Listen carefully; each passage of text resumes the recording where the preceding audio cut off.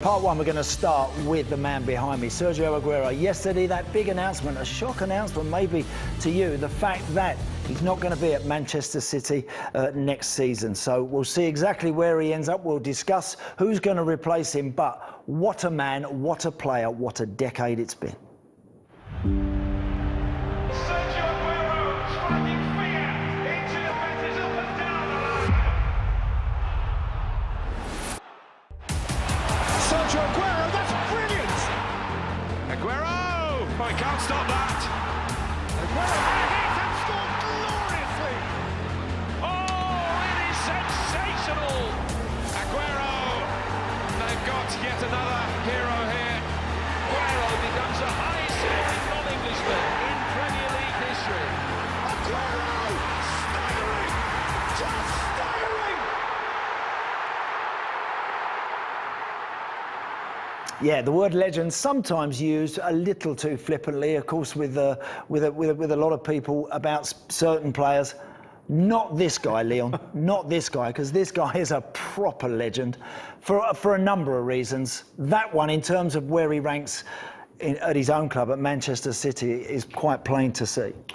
It's quite frightening, isn't it? That he's scored so many goals, he's led the line. Other players have come and gone in the time to be his strike partner or to help him lead the line, but he's been the one that stood out through the whole of that time. Scores all different types of goals and really has led the club to the success that they've had. Obviously, there were other players involved in that, and other big players like Vincent Kompany and David Silva stand out, but you know, he's been at the forefront of that. Yeah, we're going to come on to exactly where Sergio Aguero might rank in terms of all-time Premier League goal scorers, and we've all got our opinions on that. I'm sure you have too. Hashtag PL fans, get them up to Leroy as much as you can. Did you believe when he came that he would have the impact, that he could possibly have the impact on his club that he did? Not when he signed. I think that Manchester City were trying to find that player that would propel them to the success that they've eventually had. But, you know, I think even they would maybe not have believed that he would be as good as he was. And, you know, that first game when we came off the bench at home to Swansea, I think he showed within that game what he was capable of, what he could do to Manchester City's side. And as I said, he's been quite remarkable in his achievements. Let's have a look then at that debut game and amongst some other goals that we've got here, Leon, because this was the game against Swansea, and we saw trademarks of the classic Aguero in this game, and much to whet the appetite for everybody going forward. In terms of, I'm just going to pause it there. This little position he picks up where he's got that classic situation where he's between two opposing defenders, and he can already sense, if I make that run and the timing of the delivery is right, that he's going to be in business. That's kind of like a classic Aguero sort of situation, that really developing, isn't it? It was, and at this point in his career, he really did have that freshness, the burst, the appetite.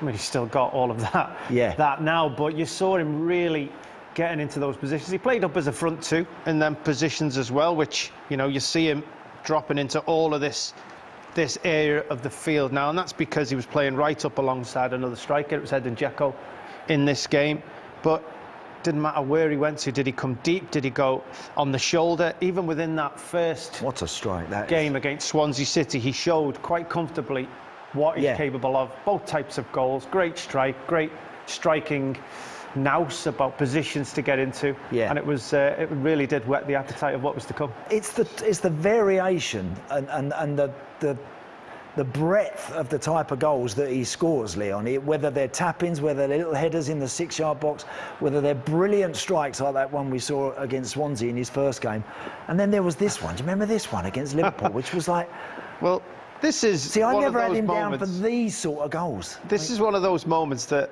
right there.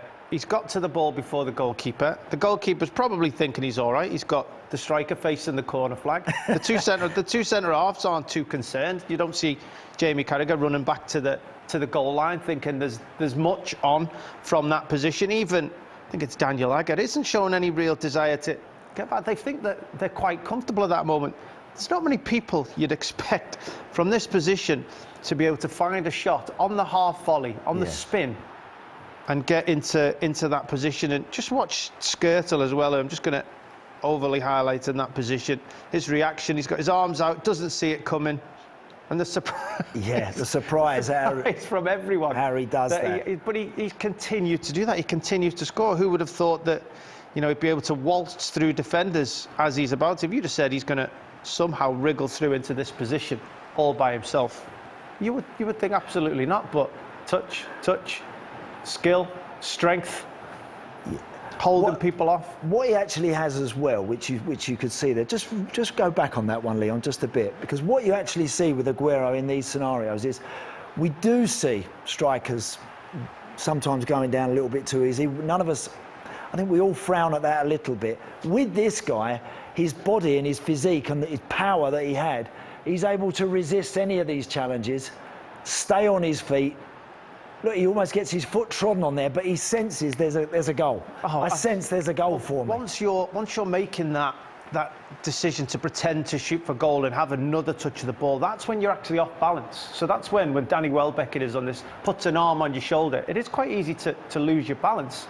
But he doesn't, and he seems to be able to have another touch. He had another touch on the edge of the penalty area. He had another touch here when you thought he's going to have to get a shot away, all to make sure he gets to the ball. And now suddenly he's gone through so many players, gets into the ball. And what does this position actually remind you of? Well, we're going to come on to that. No, I just stopped it there. We're going to come on to that moment of that goal.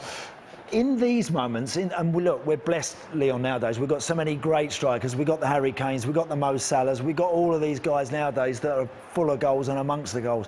This is a different kind of animal, this guy, isn't it? And I always think to myself, in this sort of shooting area, in this sort of distance, if you like, what is he there, 7-8 yards out? I don't think there's anyone else I'd ever want to have hitting something from that sort of range with intent to score than Sergio Aguero.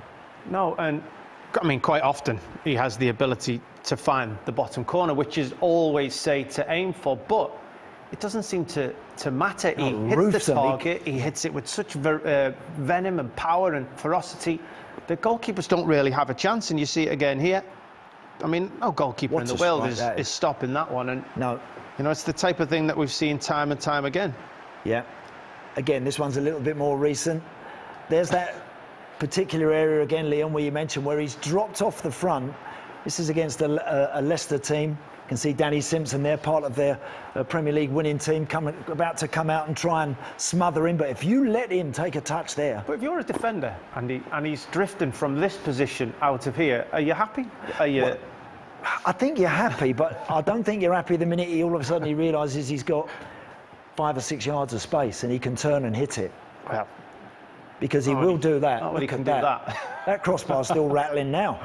That is. I remember this one. This was incredible. This was against Huddersfield, wasn't it? When they sort of put on a little bit of a squeeze and he just stayed behind everybody and then just delightfully clipped it over the goalkeeper. You like this one. Come on, tell me why. I like this one because when you play against him, you feel that sometimes he might not be playing well, or sometimes you don't think he's in the game. The amount of times you've seen him that he's gone for a decision, he's not happy that he's not been given, and he seems to sit down and you think, that's him, he's out of the game, he's 5 yards offside, he's out the game, now we just need to defend against the rest of the players. I've seen it time and time again. If you take your eyes off this man for a moment, you give him, look at that.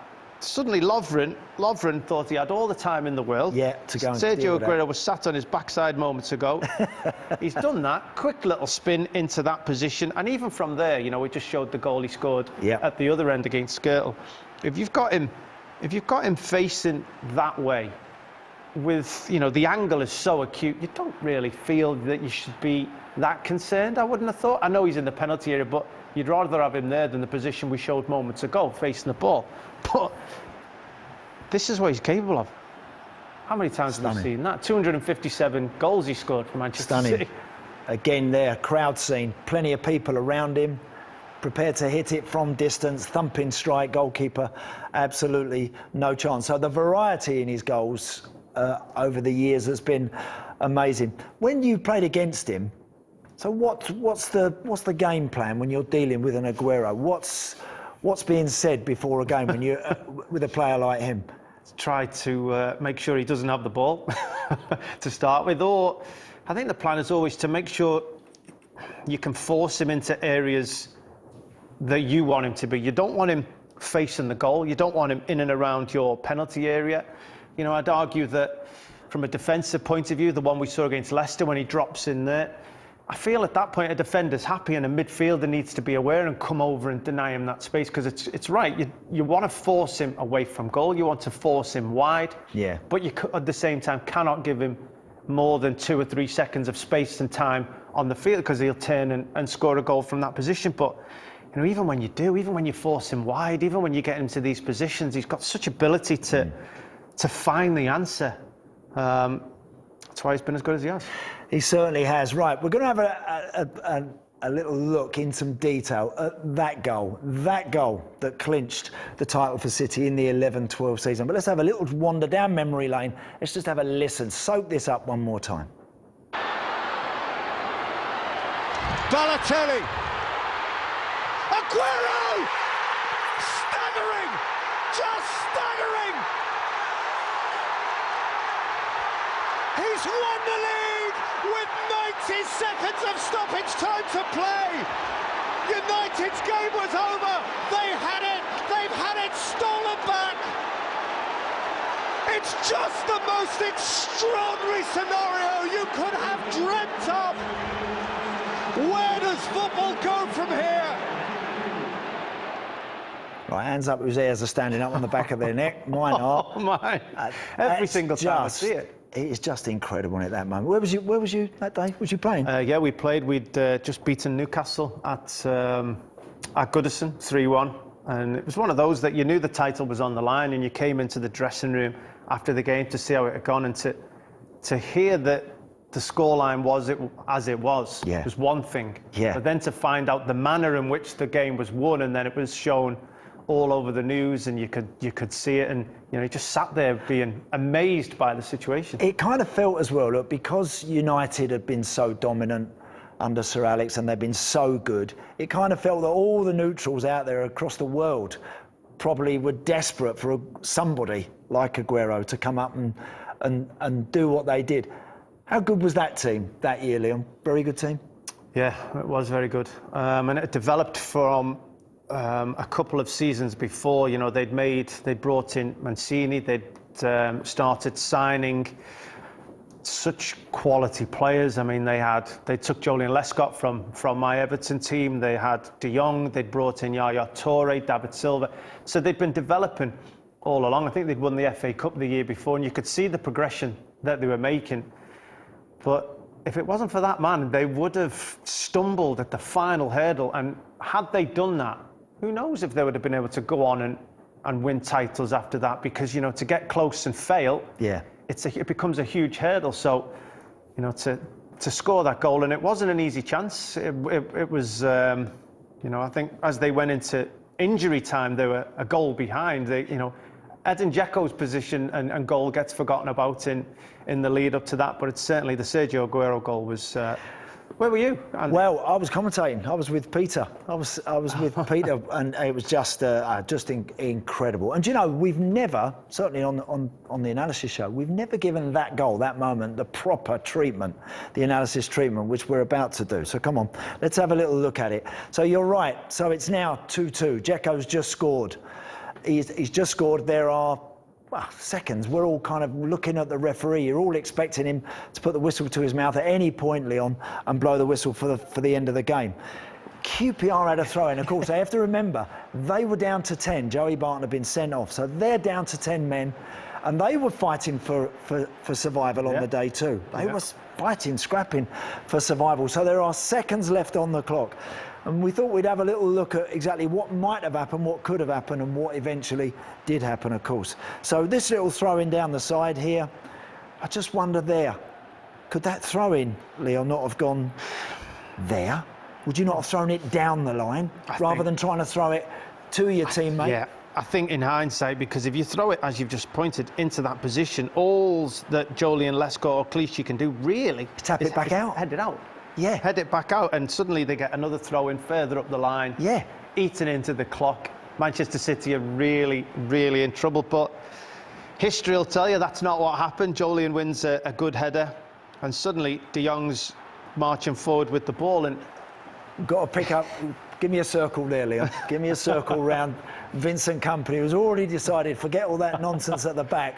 well, I'm on my way forward. He didn't even go back to get involved in heading the ball, No. did he? He was already staying up. And then you look at this at the top end of the field. Yeah, look, no one in the wide areas at De all. Jong hasn't got a right back. They've took the right back off for Yeah. at least he may have moved over to left back. I think Zabaleta, but they've sacrificed that area of the pitch for a striker. So from a QPR point of view, you actually think, well, we should only have half the pitch to defend now. But And actually, from a QPR point of view, they're kind of, we'll see the picture of the back four in a moment. The midfield guys are very narrow.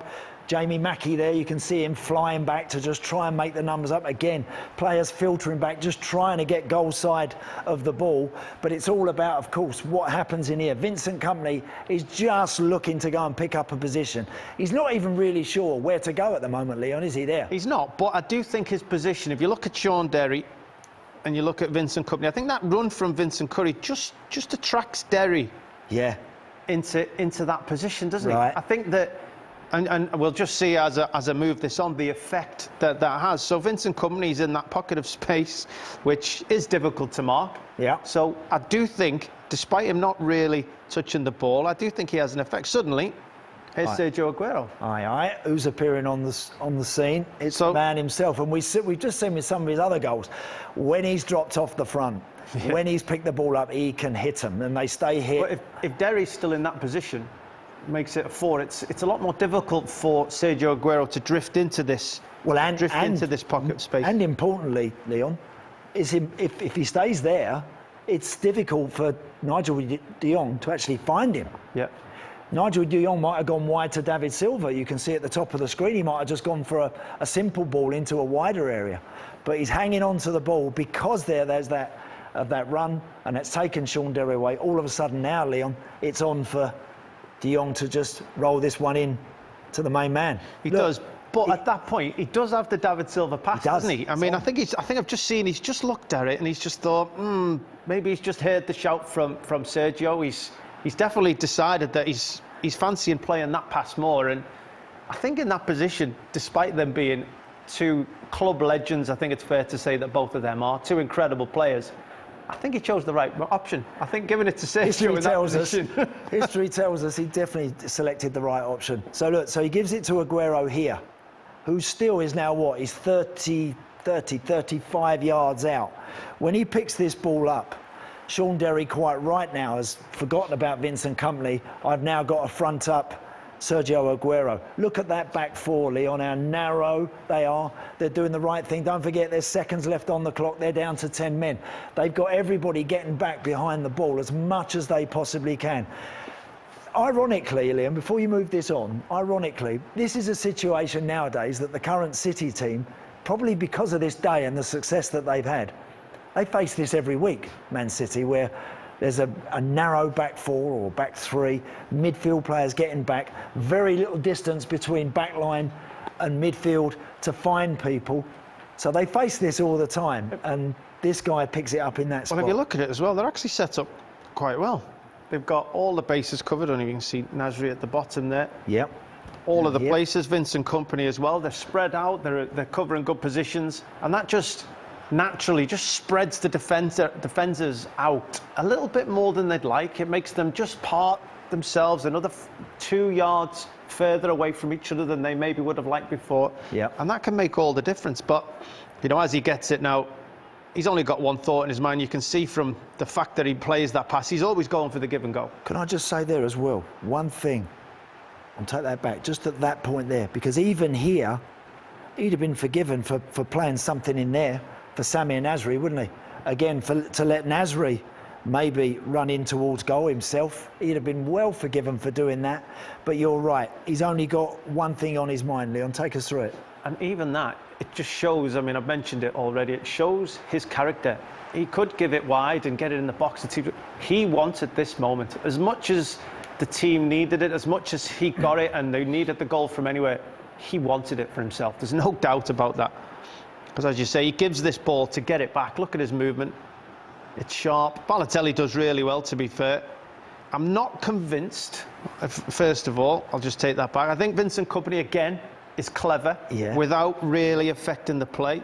He knows that David Silva's on the outside of him. He knows he's up against the left back, so by making a run in there, it does open up a big pocket of space in there. But I'm not convinced that Balotelli was trying to play Sergio Aguero. I'm not sure if he was trying to play. He's just stretching and just trying to help it on. I'm not 100% convinced. I would happily have him argue the case to me, I've got to be honest. But do you know, Leon, by the way, this is the only ever Premier League assist for Mario Balotelli. How about that for a stat? And now you're trying to take it away from him. Well, I'll give it him back then. It's fine. He can have it back. He can have it back. Again, is this meant for Aguero? He kind of pauses just for a second, which makes me think maybe he's trying to put it into his path. Now, from there, Leon, all of a sudden... What a touch that is. Now he's in this position again, where I don't want any other man in world football, with seconds left on the clock, with a Premier League title at stake, pretty much on the outcome of this one strike. I want him, I think, more than anybody. All right, if it was here, you might have took Messi, if it's on this side. But that side, with the power he has and his shooting ability, and we've seen the Henrys, the Shearers, they're all amazing. I'd still take him in that scenario, Leon. Yeah, and, you know, we've seen it. Does he go far post? Does he go front post? We've seen it time and time again. He goes, that one's supposed to be the top corner. We've seen it time and time again. It doesn't matter. He goes with power, he goes with pace, and there's absolutely no stopping that, is there? No stopping it at all. I mean, again, it just shows, look, as a team with 10 men, in the last minute of the game... Doing everything right, trying to stay out the box, stay out the box. Well, yeah, stay out in great positions, yeah. There's nothing wrong with what QPR are doing. They've just been beaten by determination, courage, and an outstanding striker that only has eyes for a goal here. Watch this tackle from Taiwo. I mean, that's a penalty in any situation. He would have been well within his rights to go down there. And you'd probably expect it. I think anybody or a huge number of players would have gone down there. They've won their team a penalty in the last moment of the game. But he didn't want that. He wanted to... There's a chance of him staying on his feet. There's a chance of him scoring here, from back here. I feel he wanted that moment. I feel he trusted himself to get that moment, and he gets all the way into the position, and he's not going down for anybody. He has taken that opportunity himself. Bang. As I said, it changed the club, really, I think, this moment. True. That is... It's not only was it such an incredible moment, that challenge there, I mean, that's a full-blooded challenge right on your ankle. He'd be more than happy to go down. I'd say 99 out of 100 strikers would probably have gone down. Maybe because of the moment, a lot of them would have decided, can I try and get the shot away? But would have easily gone down. How many times in, I think it was probably 9 years maybe they played together, David Silva. How many times did you ever hear a City players saying, get out the way? David Silva, get out the way. You're in the way. Don't touch the ball. Yeah. Move. I mean, not very often, but this was one of them. Look, don't go for it. Get out of his way. Do you know what as well, Leon? He doesn't even look up. Knows where the goal is. All he's got to do, if you watch it, we've got another, I think we might have another angle coming up. Yeah, cue them. Just watch the focus here from Aguero. Watch him. Watch his face. Watch the feel of. He feels the tackle coming in. He knows, but yeah, he almost grimaces under that challenge just for a little bit, just for a split second. Just an astonishing goal from a legend, a proper striker who knew what he was very good at. What a moment, what a defining moment for Manchester City as a club. Hashtag PL fans, come on, get your thoughts into Leroy. Let's go up to him now. What's being said, Leroy? Well, Darren Conrad's been in touch. He said 93 minutes and 20 seconds. That moment will always be remembered. And this one from Parkojo Answer, he says that Aguero moment will live long in my memory, a true Premier League legend. I just wondered, guys, where does he rank in terms of Premier League strikers? Wow, I mean, he has to be... Top 5. He has to be right up there. In terms of a top 5, and let's be fair, we've been talking about this earlier, because it's not easy to compile a top 5, Leroy, but I think for that moment alone, never mind all the 250 odd other goals he scored, for that moment alone, it kind of deserves total iconic status at the top of most lists. He's in my top 5. You Leon? Definitely in my top 5. And you know, it's actually not as easy a list to make as you'd think. No. Compiling a Premier League top 5. You obviously want to look into who were the top scorers, who had the most effect on games. It's not solely down to goals, but you'd have to say that it's. I mean, you look at those names on the list. I mean, how do you compile 5 from that? It certainly isn't easy. No. Was he always going to be in your top 5, Leroy? Always, Andy. And For what reasons, apart from the goals and as a fellow striker, what is it that you see about this guy that gives him iconic Premier League status? Well, iconic moments, special moments, and do you know what, Andy and Leon? You will know that there's guys who score great goals, you know. And I played with Andy Cole for a little while at Bristol City, and he had this as well. And I say that Aguero has it, Thierry Henry has it. That they sometimes score goals. You think, oh, that's amazing, that's wonderful. And sometimes they score goals, and you just start giggling because you've never seen anything so ridiculous in your life. And you go up and ask them, how did you do that? And they go, I don't know. It's just instinctive. And they couldn't do it again because it was just totally natural, totally an innate ability.